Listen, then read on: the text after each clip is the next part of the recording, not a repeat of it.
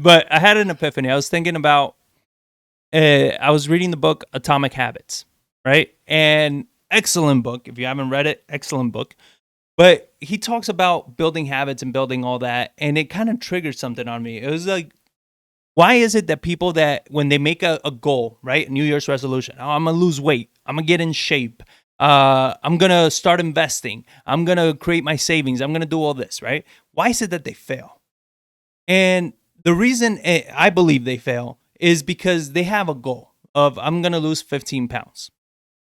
Okay, maybe you lose 15 pounds. And then you're like, yay, I hit my goal. Then you gain 15 pounds, if not more. So you're like, what the hell happened? The question you need to be asking yourself is not, how can I lose 15 pounds? But how can I become the person that is 15 pounds lighter? How can I become the person that's healthier, that works out more, right? How can I become the person that's always saving, that's always investing? How can I become the person that can generate their own deals, that can become a full-time real estate investor?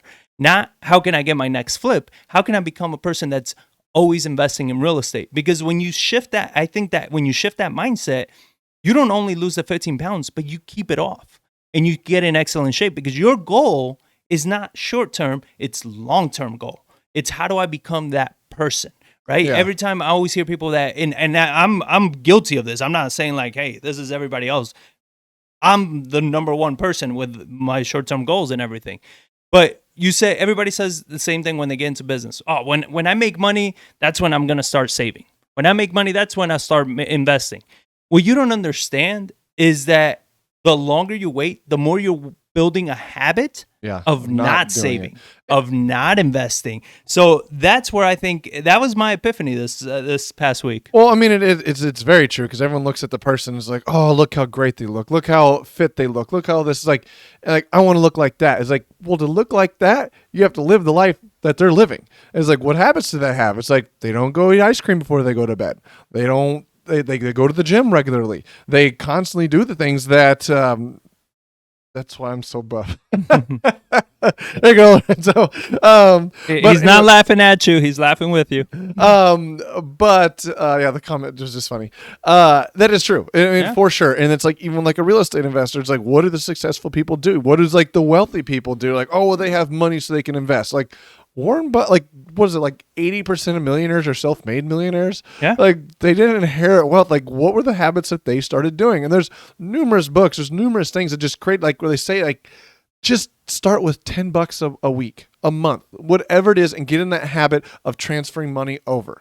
And then over the course of a year or two, you start seeing the benefits of that, and you start compounding it and really growth. But you have to understand why it is and want to actually do it, not just do it because somebody said you're doing it. You have to understand why you're doing it, what the reason is behind it, so you're not just like, otherwise you'll just fall off.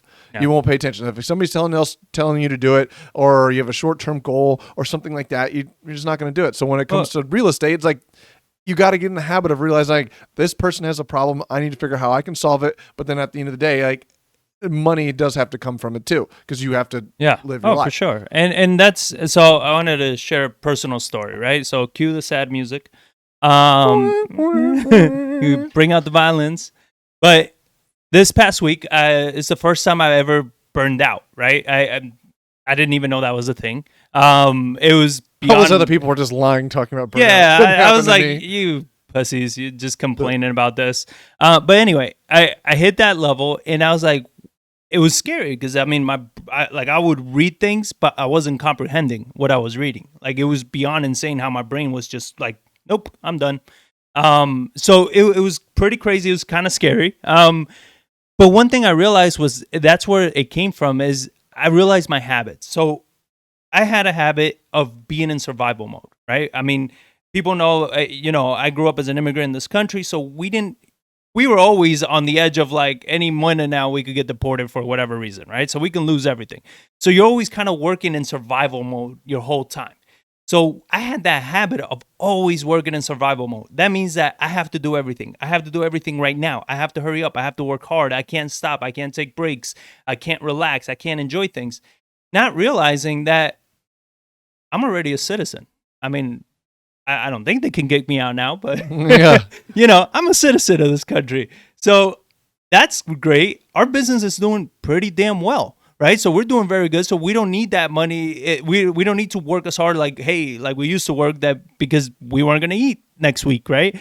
So but I kept those habits because I never took the time to build the right habits. And it came to a point where actually you say, so what's the problem with working so hard? That you worked so damn hard, it became counterproductive to what we were doing. Yeah. And it got to a point where we were no longer moving forward as fast. We were taking like, 2 steps forward, 1 step back, 2 steps forward, 1 step back. We were moving very slow, and that step back was always just hitting you hard, right? Because you take that step back, you're like, what the hell? So then you double down. You look at it, it's like when you start out, or we started out, it's like we had just like one thing. It's like find a house, find a buyer, make a spread in between so we can make money to eat.